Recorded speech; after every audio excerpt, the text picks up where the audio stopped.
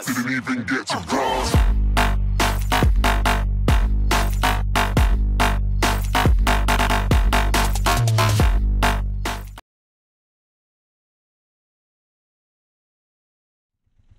So what's up guys, MX Alpha Rider here. So mabilis ang vlog lang, i-update ko lang kayo about sa sa mga nagtatanong dahil maulan, tapos dun sa binili kong tire na Speed. Ano bang model yun? Yun yung Speed nga yung model niya. Tapos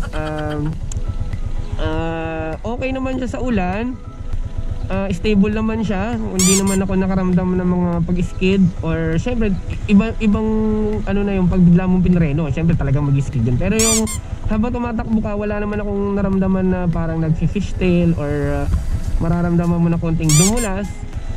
So far so good, mapabasa, mapatuyo. Ayan, tapos yung mga nagtatanong sa high speed na kahit basa, nasubukan ko naman siya kahit na tumakbo ko ng 100. Okay naman siya mga kapare ko, mga kamare ko ka-alpha. Okay naman siya, walang problema. Ang tanging hindi pa lang natin ang tanging hindi pa natin malalaman kung gaano siya tatagal, kung matatagal ba siya or simula binili ko siya. So halagang 590. Tingnan natin kung ilang buwan siya magtatagal sa atin. So araw-araw natin ginagamit except Sunday. Itong si Alpha natin, makikita natin yan kung gaano siya katagal. So far so good, wala akong nakitang mga disadvantage. Yan. Meron siguro minimal, napaka-minimal na lang siguro noon. Lahat naman siguro ng time may disadvantage. Inform ko lang kayo, if ever na mag-high speed kayo tapos mayroong mga pakurba, make sure na yung gulong nyo is may katamtamang hangin. Paano masabi? Kasi pag medyo malambot yan, parang gumagewang. Pwede na! Yan, gumagewang. Okay sana kung straight road lang. Yun nga advice ko sa mga gusto mag high speed sa ganitong gulong. Make sure na tama yung hangin. Yun lang naman yung dapat gawin. So ayun, may lang yun mga ka-alpha. Ingat-ingat dahil panahon natin ay maulan, madulas ang kalye. Yan, mag-ingat-ingat, wag masyado magpatakbo ng mabilis, yung tama lang. Yung tipong gusto pang mabuhay, hindi yung gustong mamatay.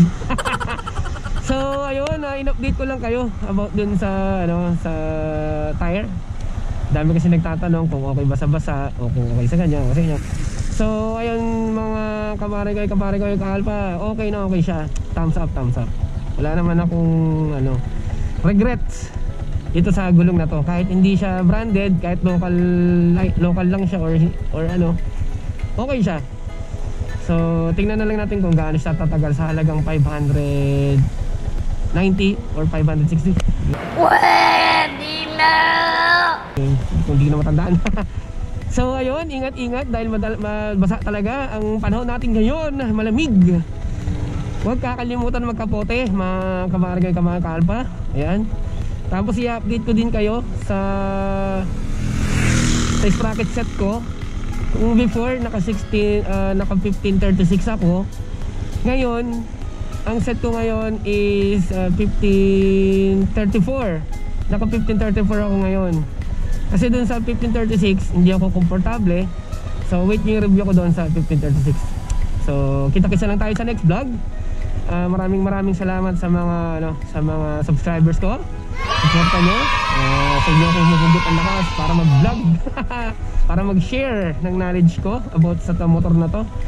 At saka doon pala sa na-shoutout ko last na hindi ko nabanggit yung mga pangalan, nakipakita ko lang sa screen. So bawi ako sa inyo next time.